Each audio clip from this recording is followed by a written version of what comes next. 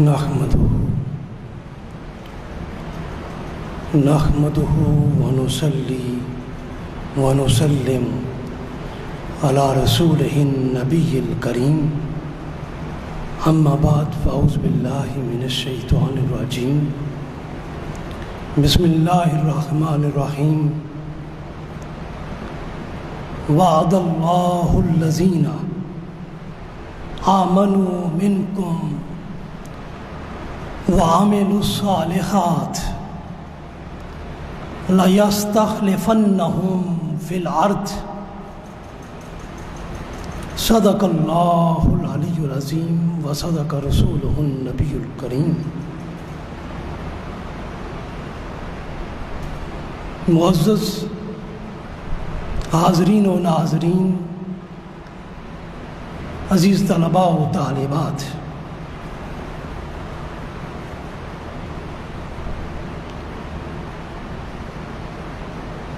آج آزادی پاکستان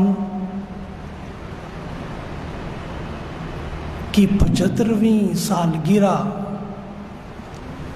کے تناظر میں ہمارا موضوع ہے پاکستان کا معمار، آج کا نوجوان۔ اللہ رب العزت نے سورہ نور کی آیت نمبر 55 میں ارشاد فرمایا، اللہ نے تم میں سے ایمان لانے والوں اور اعمال صالحہ بجا لانے والوں سے وعدہ فرما رکھا ہے کہ وہ ضرور بضرور انہیں زمین میں خلافت و حکومت عطا کرے گا۔ اور آگے اسی آیہ کریمہ میں ارشاد فرمایا، یہ خلافت، یہ حکومت اور یہ آزادی کی نعمت اس لیے تمہیں عطا کی جائے گی وَلِيُمَكِّنَنَّ لَهُمْ دِينَهُمْ،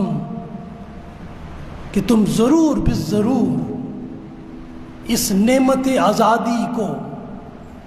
اور اس نعمت خلافت کو پانے کے بعد دین کو غالب کرنا،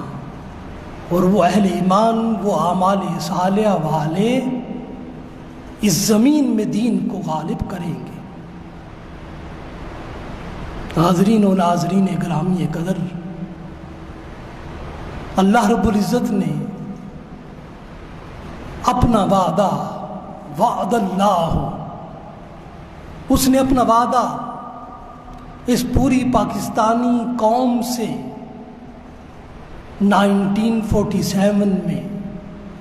1947 میں قیام پاکستان کی نعمت کی صورت میں، پاکستان کی آزادی کی صورت میں، اور یہ خلافت اور حکومت کا اعزاز بخش کر اپنا وعدہ پورا کر دیا ہے۔ اس نے ہمیں اس خطے میں خلافت عطا کی، حکومت دی۔ اب اس نظام حکومت کو وَلِيُمَكِّنَنَّ لَهُمْ دِينَهُمْ اور ان مکناہم فی الارض، اب اس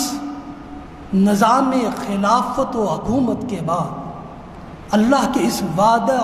کے ایفا ہو جانے کے بعد ہماری ذمہ داری ہے کہ یہاں کا نظام حکومت اور نظام خلافت ایسا بنائیں جو دین کے مطابق ہو، جس میں دین کی تعلیمات کا خیال و لحاظ کیا گیا ہو اور جو دین کے مطابق ہو۔ اب اس ذمہ داری کو اس پاکستانی معاشرے میں سب سے بہترین طریقے سے جو طبقہ ادا کر سکتا ہے وہ نوجوانوں کا طبقہ ہے۔ اس لیے آج ہمارا موضوع ہے پاکستان کا معمار، آج کا نوجوان۔ یہ موضوع اس پاک سرزمین کے چپے چپے کی صدا ہے۔ یہ موضوع پاکستان کے قیام کی بنیادوں سے اٹھنے والی آواز ہے، اور یہ موضوع ایک عزم نو اور تجدید عہد ہے اس طبقے کے لیے جو آج کے دور میں پاکستان کا صحیح معنوں میں معمار ہے۔ اور اس موضوع کا پاکستان کے ہر نوجوان سے تعلق ایسے ہی ہے جیسے انسان اور فطرت کا باہم تعلق ہے۔ فطرت کو انسان سے جدا نہیں کیا جا سکتا، اور انسان کو فطرت سے الگ نہیں کیا جا سکتا۔ اسی طرح پاکستان کے ہر دور کے نوجوان کو تعمیر پاکستان کے مسلسل عمل سے الگ نہیں کیا جا سکتا، اور پاکستان کی عصر حاضر میں تعمیر نو اور تعبیر جدید کو آج کے نوجوان سے جدا نہیں کیا جا سکتا۔ حاضرین و ناظرین گرامی قدر، 1857 کو انگریزوں سے نجات کے لیے جو آزادی کا سفر شروع ہوا، وہ اپنے مختلف مراحل میں اور مختلف حالات سے گزرتا ہوا ایک زبردست تحریک آزادی میں بدل گیا۔ اور اس تحریک آزادی کے سفر کے ہر مرحلے پر اس کو ایک پرجوش، پرعزم اور ولولہ انگیز قیادت ملتی رہی، اور یہ قیادت جس طبقے سے اٹھی یہ اس دور کا طبقہ شباب تھا، گروہ نوجوان تھا، اور قیادت نوجوانوں کی صورت میں عظیم قیادت تھی، اور پیروکاروں کی اس تحریک آزادی میں اکثریت بھی نوجوانوں کی تھی، قیادت بھی نوجوان تھی، اس کے پیروکار بھی نوجوان تھے۔ اور اس تحریک کا صحرا کبھی سر سید احمد خان کے سر پر سجا، کبھی مولانا محمد علی جوہر کے سر پر سجا، کبھی مولانا شوکت علی جوہر کے سر پر اس آزادی کا یہ تاج سجا، اور کبھی اقبال اس قافلہ آزادی کے راہبر ہوئے، اور کبھی قافلہ آزادی کے آخری راہبر محمد علی جناح کا انتخاب بھی اقبال خود کرتے ہیں۔ حاضرین و ناظرین گرامی قدر، اقبال آزادی پاکستان کا تصور دے کر مصور پاکستان کا اعزاز پاتے ہیں۔ اقبال کے بعد قائد اعظم محمد علی جناح اس تحریک آزادی اور قیام پاکستان کے لیے خود کو وقف کر دیتے ہیں، اور وہ اپنی قوم کے لاکھوں انسانوں کی آواز بن کر تشکیل پاکستان اور قیام پاکستان کی منزل کو 14 اگست 1947 کو حاصل کر لیتے ہیں۔ پاکستان کے بنیادی قیام کا مقصد حاصل ہو جاتا ہے۔ 14 اگست کو 1947 کو پاکستان معرض وجود میں آ جاتا ہے۔ اب اس قیام پاکستان کی اس منزل کے بعد اصل کام تعمیر پاکستان کا وہ شروع ہوتا ہے،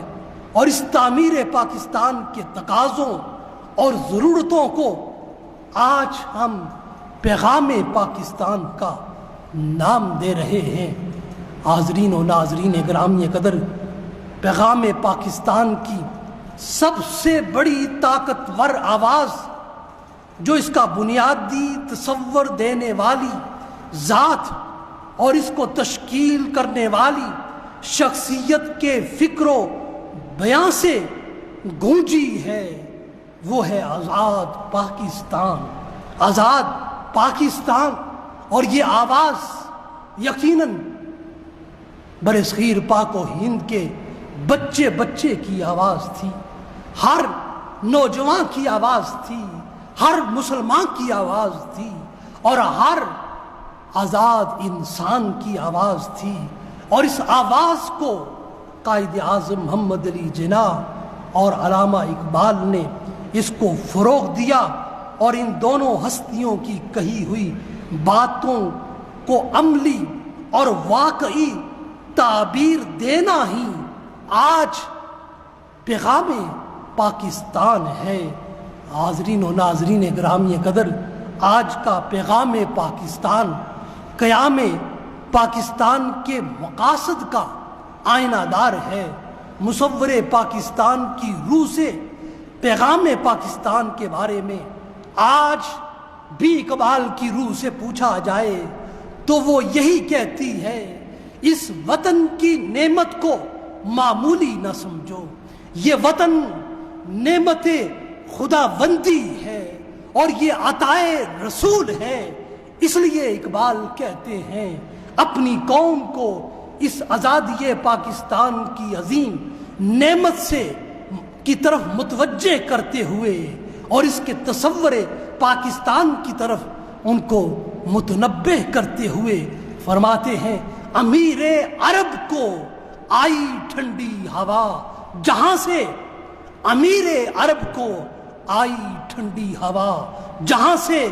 میرا وطن وہی ہے، میرا وطن وہی ہے۔ حاضرین و ناظرین گرامی قدر، میرے وطن کو اگر امیر عرب سے نسبت نہ ہوتی تو اس کی ہزارہا مادی توجیہات ہو سکتی تھیں۔ کوئی کہنے والا کچھ کہتا،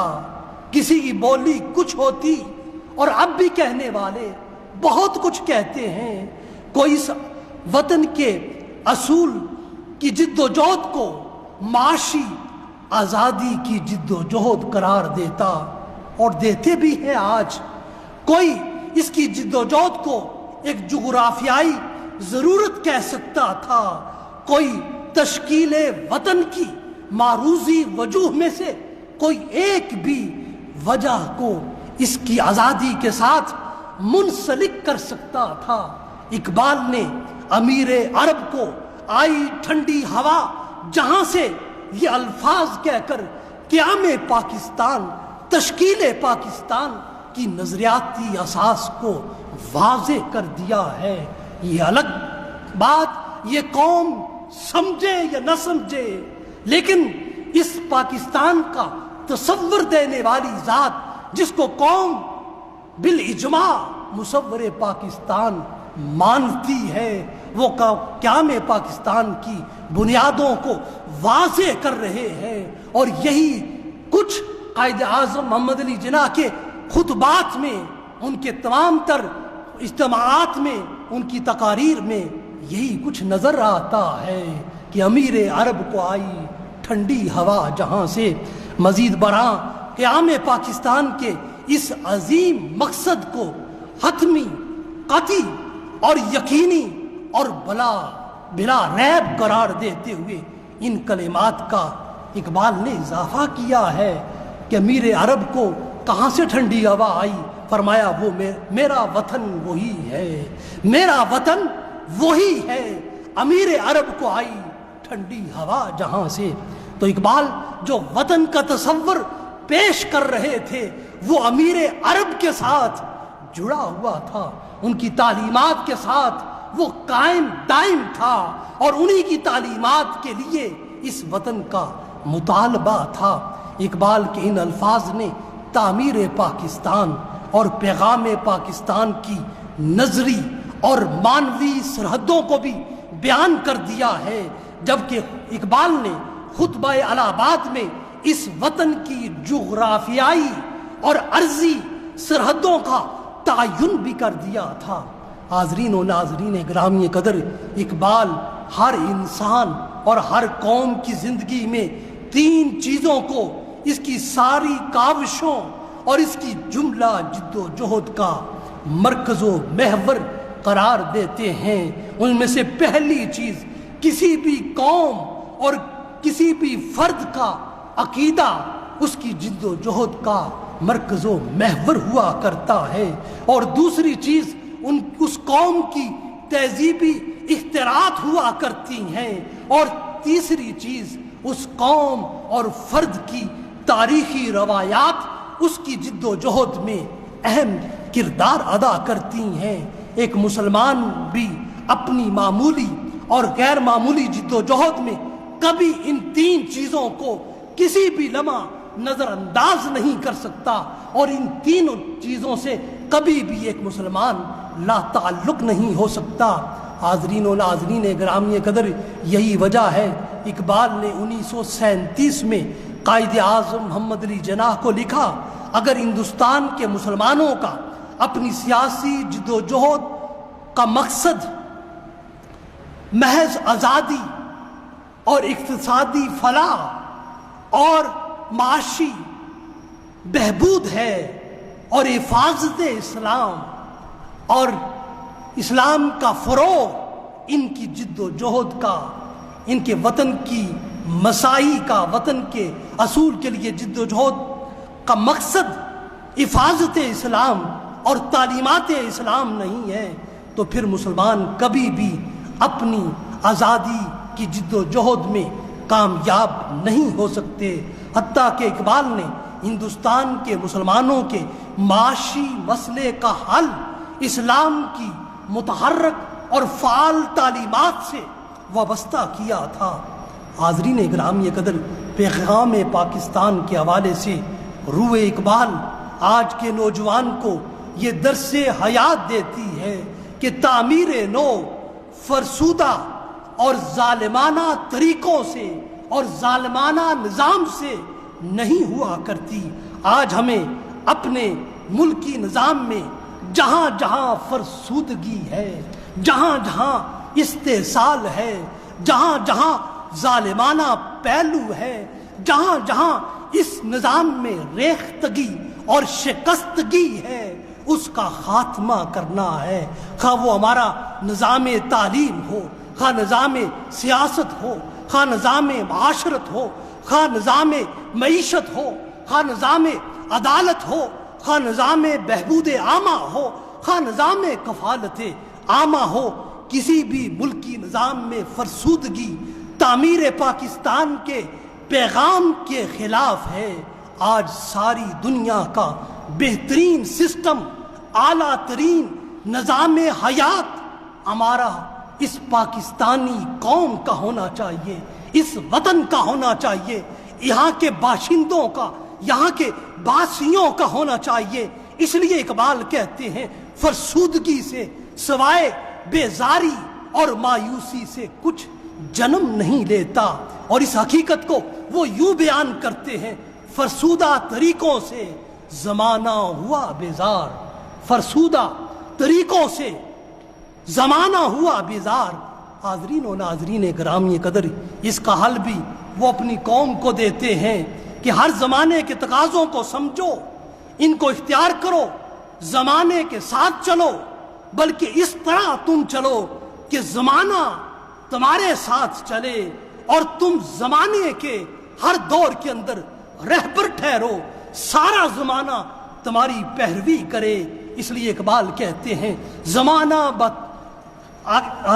یعنی اس کا پہلا مصرع ہے، حدیث بے خبراں ہے، حدیث بے خبراں ہے تم بزمانہ بساز۔ فرمایا جاہلوں کی بات یہ ہے کہ تم جیسا زمانہ ہو ویسی زندگی گزارنا شروع کر دو۔ فرمایا نہیں نہیں، اہل ایمان کا یہ طریقہ ہے، زمانہ بتو نسازت ہے، ایمان والو تمہیں زمانہ نہیں بناتا، بلکہ تم زمانے کو بناتے ہو، تم زمانے کو اپنے ساتھ لے کر چلتے ہو۔ تو بزمانہ ستیز زمانہ بتو نہ سازد، تو بزمانہ ستیز، اگر زمانہ تمہارے مقاصد کے خلاف ہو تو لڑ جاؤ، جہاد کرو اور اپنے زمانے کے ماحول کو اپنے موافق کر لو۔ حاضرین و ناظرین گرامی قدر، یہ وصف کسی بھی فرد اور قوم کو حاصل نہیں ہوتا جب تک وہ جدت کردار کی حامل نہ ہو۔ اس لیے فرسودگی سے نجات صرف اور صرف جدت کردار میں ہے۔ اس لیے اقبال نوجوان نسل کو تعمیر پاکستان کے حوالے سے یہ پیغام اور یہ دعا دیتے ہیں، نوجوانوں کو بطور خاص مخاطب کرتے ہوئے، اللہ کرے تجھ کو عطا جدت کردار، اللہ کرے تجھ کو عطا جدت کردار۔ آج کا پاکستان عصر حاضر کے نوجوان اور معمار پاکستان کو یہ پیام اور یہ پیغام دے رہا ہے کہ کوئی بھی قوم قانون پر عمل درآمد کے بغیر آگے نہیں بڑھ سکی ہے۔ قانون اور آئین کے بارے میں اقوام عالم کے دو رویے ہمیشہ انسانوں میں رہے ہیں، ایک ہے قانون پر عمل داری اور دوسرا ہے قانون شکنی۔ قانون اور آئین کی پابندی ترقی کی علامت قوموں اور ملکوں کی ہوا کرتی ہے، قانون شکنی اور آئین سے انحراف قوموں کی تنزلی اور قوموں کی بدحالی ہوا کرتی ہے۔ قانون کی نگاہ میں سب قوم کے افراد برابر ہوتے ہیں، اس لیے قرآن کہتا ہے فَعْدِلُوا هُوَ أَقْرَبُ لِلتَّقْوَىٰ۔ ہمارا آج کا پاکستان ہم سے شکوہ گناہ ہے اور قوم سے، پوری قوم سے مطالبہ کرتا ہے کہ مجھے قانون اور آئین پر عمل کر کے قوی اور طاقتور کرو، قانون اور آئین کو نظر انداز کر کے مجھے کمزور نہ کرو۔ قانون پاکستان کمزوروں پر ہمیشہ نافذ رہا ہے، طاقتور اور بااثر لوگ ہمیشہ قانون شکنی کرتے رہے ہیں۔ آئین پاکستان اور قانون پاکستان کی روح قانون الہی ہے، اس لیے اقبال کہتا ہے تو نمیدانی کہ آئین تو چیز، کہ تو نمیدانی آئین تو چیز، کہ تو نہیں جانتا کہ تیرا آئین کیا ہے، تیرا قانون کیا ہے۔ اور اس کا جواب خود مرحمت فرماتے ہیں کتاب زندہ قرآن حکیم، کتاب زندہ قرآن حکیم، تیرا آئین تیرا قانون ساری کتاب زندہ قرآن حکیم ہے، اور تیرا آئین اور تیرا قانون اس کتاب کے اندر مرقوم ہے۔ اس لیے آئین پاکستان کا ابتدائی حصہ آج بھی قوم کو یہ کہتا ہے کہ اس دھرتی پر کوئی بھی قانون کتاب اللہ اور سنت رسول کے خلاف نہ بنایا جائے گا۔ حاضرین و ناظرین گرامی قدر، تشکیل پاکستان اور قیام پاکستان کی منزل نے یہاں بسنے والوں کو ایک قوم بنایا تھا۔ اس پاکستان کے باسیوں اور اس کے باشندوں کے درمیان وحدت کی نسبت اور ان کا پاکستانی ہونا مقرر کیا تھا۔ اس پاکستانی نسبت وحدت نے بقیہ وحدت کی ساری نسبتوں کو مغلوب کر دیا تھا، اور اس حقیقت کو روز روشن کی طرح اجاگر کیا تھا کہ کوئی وحدت کی نسبت پاکستانی ہونے کی نسبت وحدت سے بڑھ کر نہیں، بہتر نہیں، افضل نہیں۔ اس لیے پاکستانی وحدت کی نسبت نے نسلی وحدت کی نسبت کو، آج جو نسل کی پکار ہوتی ہے، نسلی وحدت کی نسبت کو پاکستانی وحدت کی نسبت نے اسی سرزمین پر کچلا تھا۔ لسانی نسبت وحدت کو پاکستانی وحدت نے توڑا تھا۔ جغرافیائی نسبت وحدت کو جو آج صوبوں کی بات کرتے ہیں، اسی پاکستانی نسبت وحدت نے اس جغرافیائی نسبت وحدت کو مروڑا تھا۔ حتیٰ کہ سیاسی مفادات کی وحدت کو سختی سے اسی پاکستانی وحدت نے دبایا تھا، اور ساری مادی وحدتوں اور ساری لادینی وحدتوں کے بتوں کو اسلام کے دامن سے اٹھنے والی پاکستان کی نسبت وحدت نے ان سارے نسلی، لسانی اور رنگ و نسل کے ہر بت کو پاش کر دیا تھا، توڑ دیا تھا۔ ایک مسلمان ہمیشہ بڑی وحدت کی نسبت میں ہی خود کو متعارف کرواتا ہے، خود کو متحرک رکھتا ہے۔ حاضرین و ناظرین گرامی قدر، ایک مسلمان کے لیے سب سے بڑی نسبت وحدت شعار مصطفیٰ صلی اللہ علیہ وآلہ وسلم ہے، اور شعار مصطفیٰ کی یہی نسبت ہی قوم کو دوامی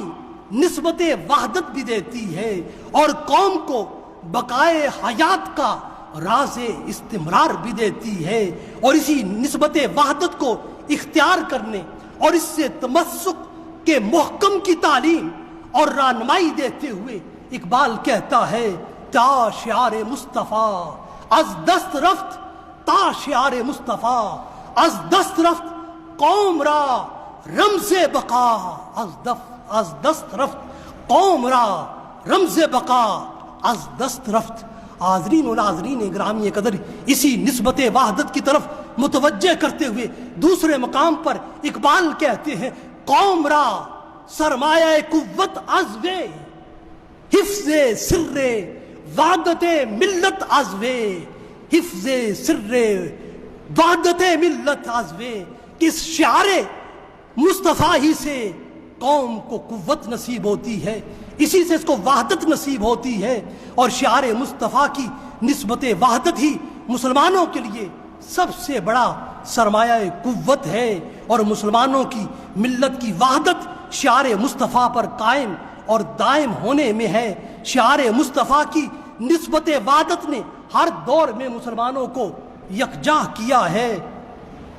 اور ان کی سلطنتوں کی وسعت کے باوجود، اور ان کے ملکوں اور وطنوں کی سرحدوں کی طوالت کے باوجود، اور ان کے رنگ و نسل کی ہمہ گیریت کے باوجود، اور ان کی زبانوں اور بولیوں کی نسبت اجتماعیت کے باوجود، شعار مصطفیٰ کی نسبت نے ہر دور کے اندر مسلمانوں کو یکجا کیا ہے، حتیٰ کہ مسلمان کی ہر نوع کی وسعت شعار مصطفیٰ کی نسبت وحدت میں آ کر جذب ہوتی گئی، اور یوں ساری نسبتیں یہاں آ کر سکڑ جاتی ہیں، ہر پہچان یہاں ایک ہی شناخت میں ڈل جاتی ہے، ہر ایک کا امتیاز یہاں آ کر شعار مصطفیٰ کی نسبت میں جمع ہو جاتا ہے، متفرق وجود یہاں آ کر وجود واحدہ کی مثل ہو جاتے ہیں۔ اسی نسبت شعار مصطفیٰ کی وحدت کو جب ہم اپنی اصلی زبان میں دیکھتے اور جانتے ہیں تو اسی نسبت کو ہم پاکستانیت کا نام دیتے ہیں، اسی نسبت کو ہم حب الوطنی کا عنوان دیتے ہیں۔ پاکستان اسی نسبت وحدت کی بنا پر پاکستان تھا اور پاکستان ہے، کوئی اور علاقائی پہچان کبھی بھی پاکستان میں بسنے والوں کی نسبت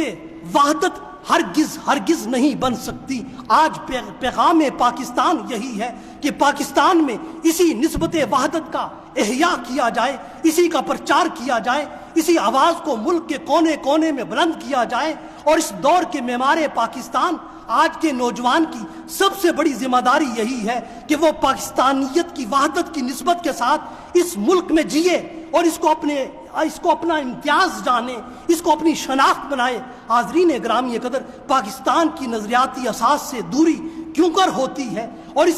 اس کا سبب بھی اقبال بیان کرتے ہیں کہ ہمیں اپنے نظریات کی خیرات اپنے دین سے میسر آتی ہے۔ جب ہم اپنے دین کی تعلیمات اور دین کے بنیادی تشخصات کو نہیں جانتے تو اب نظریہ پاکستان کی سمجھ کیسے آ سکتی ہے؟ اقبال دین کے بارے میں کہتے ہیں کہ قیام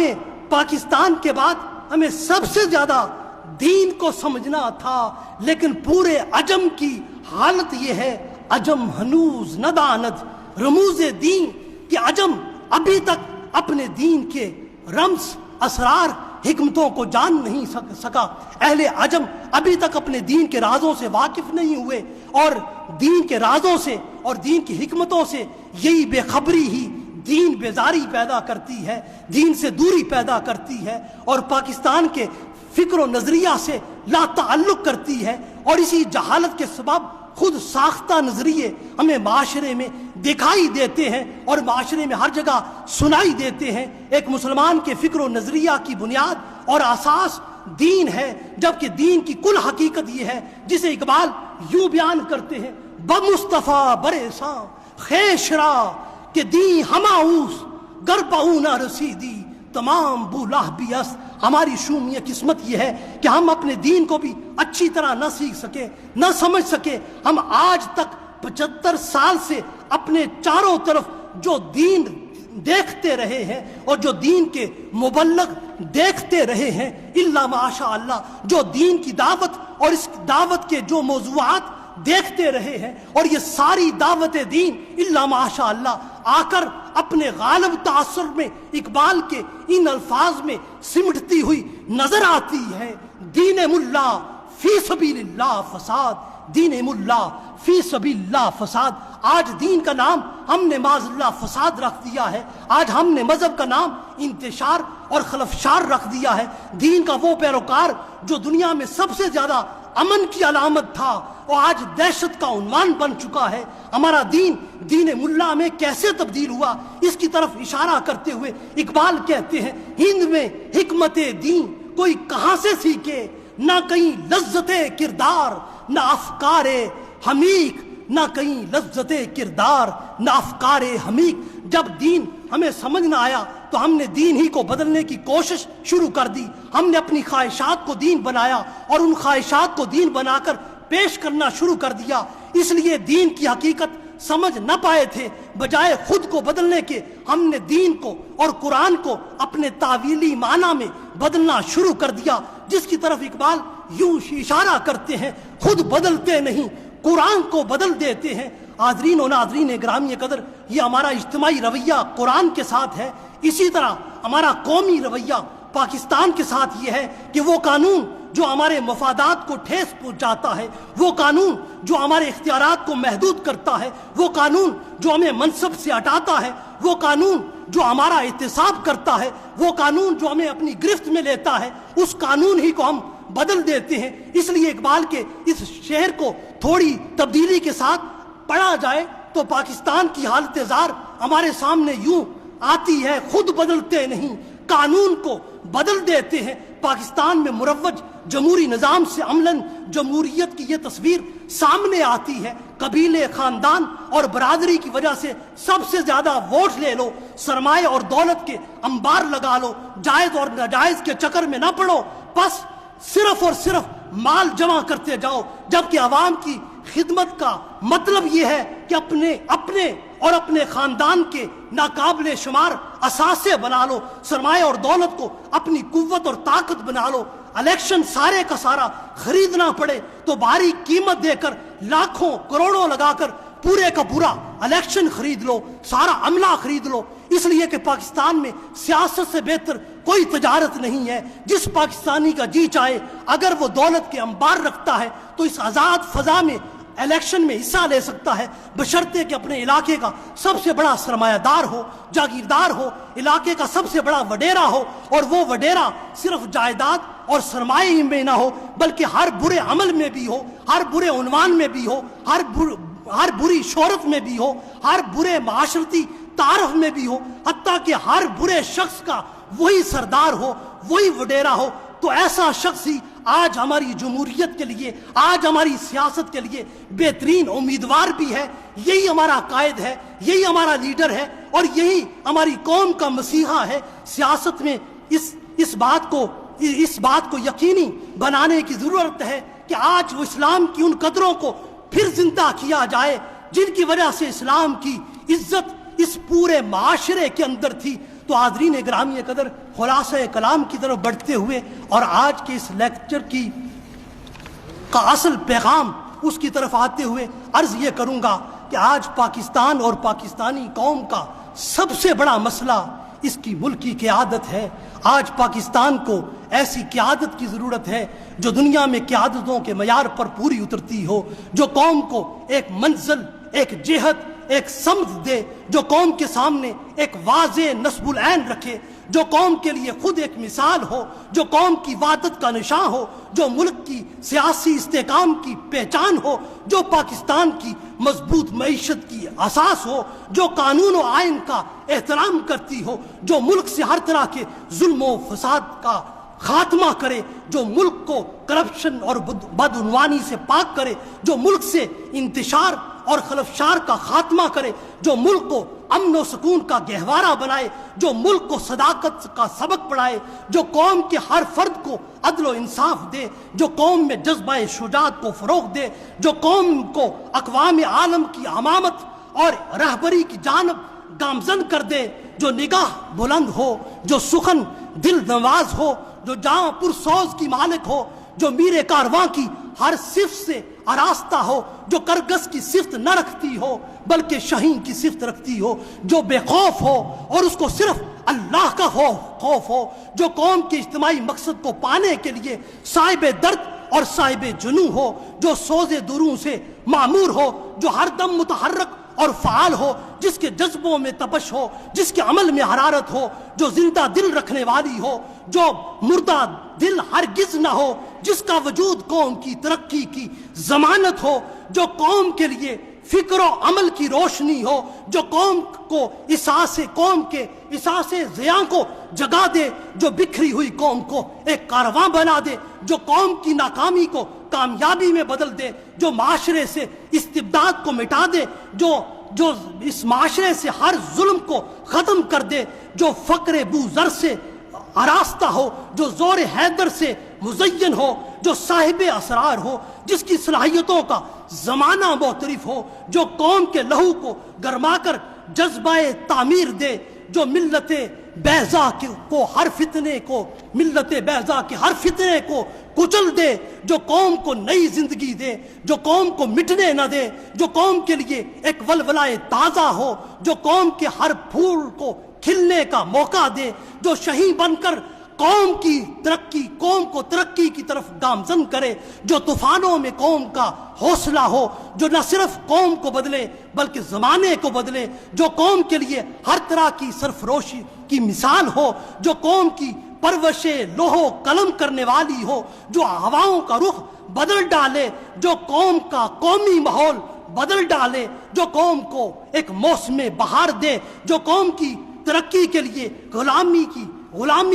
ہر زنجیر کو توڑ ڈالے، جو سائلوں کا نظارہ نہ کرے بلکہ قومی مقصد کے اصول کے لیے طوفانوں اور موجوں سے لڑ جائے، جو قوم کے قومی غموں اور ملی دکھوں کی دھوپ میں ایک سایہ رحمت ہو، جو مایوس اور ہاری ہوئی قوم کو بھی جیت سے ہمکنار کرے، جو مرنے کے حالات میں بھی قوم کو حوصلہ دے، جو قوم پر آنے والے معاشی اور سیاسی طوفانوں کو اپنی آغوش میں لے لے اور اس کی اڑان قوم کی ترقی کی اڑان ہو، وہ قوم کا عظیم قائد بور میں پھنسی ہوئی قوم کی کشتی کو نکالنے والا ہو، وہ ڈگمگاتی ہوئی قوم کو سہارا دینے والا ہو، وہ زمانے کی تند لہروں سے قوم کی خاطر لڑ جائے، وہ زمانے کے ظلم و استحصال کی آندھیوں سے ٹکرا جائے، جس کا حوصلہ پہاڑوں جیسا ہو، جو قوم کا یقین ہو، جو قوم کا چراغ ہو، جو قوم کی روشن آس ہو، جو قوم کی